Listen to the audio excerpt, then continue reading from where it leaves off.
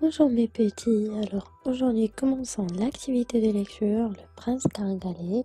Premièrement, on va commencer par la correction du cahier d'activité. On va commencer par la troisième question. Comment est le prince Caringalé au début du conte? Comment est-il à la fin? Donc au début, il est malheureux, maltraité. À la fin, il est riche, il a épousé la princesse. Et pour la quatrième question, a-t-il assisté au bal? Il n'a pas pu passer par la porte du palais, il a donc décidé de rentrer à la maison en autobus. Pour la cinquième question, qu'a fait la princesse pour retrouver son sauveur? Donc la princesse a fait placarder une affiche dans laquelle elle annonce qu'elle épousera celui qui peut enfiler le pantalon. Et pour la sixième et la dernière question, qu'est-il arrivé aux frères du prince à la fin du conte?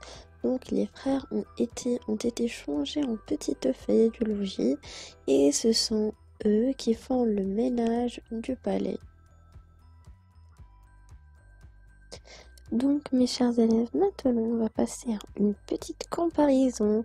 Mais on va pas dire une petite, mais on va passer à une comparaison entre les deux contes, le prince Gringalet et la princesse Cendrillon. Donc on va comparer le prince et Cendrillon. On va comparer les frères de Gringalet et les sœurs de Cendrillon. On va comparer la fée et les transformations faites par la fée. On va comparer le bal, la princesse, le pantalon et le soulier. Et la fin, le sort réservé aux frères et aux sœurs. Donc, généralement, on va parler de, premièrement, le prince et Cendrillon. Donc, les deux étaient pauvres, ils étaient maltraités et à la fin, ils sont devenus des princes et des princesses. Par rapport aux frères et sœurs, donc ils maltraitent par exemple, les frères du prince Gringalet, ils maltraitent leurs frères. Et pour Cendrillon, les sœurs de Cendrillon maltraitent Cendrillon. Donc, c'est soi-disant la même chose.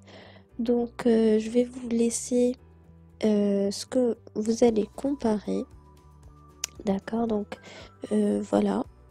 Donc, comme j'ai dit, mes chers élèves, on va comparer entre le prince Caringalé et la princesse, les frères de Caringalé et les sœurs de Cendrillon, la fée et les transformations faites par la fée. Donc, l'objectif ici est de savoir comparer entre deux choses. Donc là, on va commencer à comparer entre le prince et la princesse. Après, on va passer aux frères et sœurs. Après, à la fée. Et après, aux transformations faites par la fée. Alors, je vais expliquer ces transformations. Ça veut dire quand la fée est venue vers le prince ou bien la princesse, elle a fait des transformations. Donc pour la princesse, c'était de bonnes choses. Ça veut dire elle est devenue belle, plus belle qu'elle était avant. Euh, et pour le prince, il est devenu un gros singe poilu.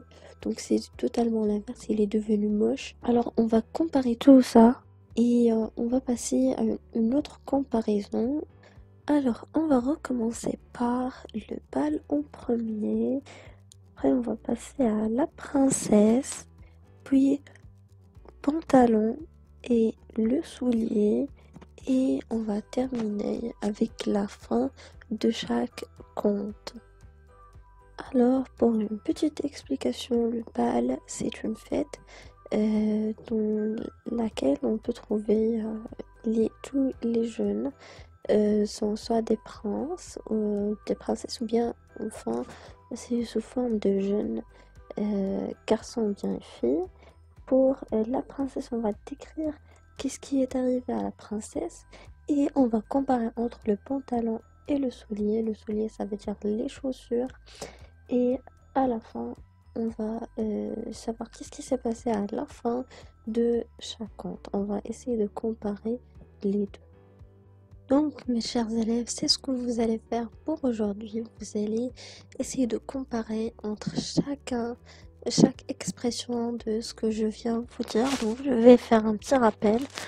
Donc, entre le prince et Cendrillon, entre les frères de Gringalet et les sœurs de Cendrillon, entre les fées et les transformations faites par la fée et le bal de chacun des contes, entre la princesse, entre le pantalon et le soulier et entre la fin de chaque conte.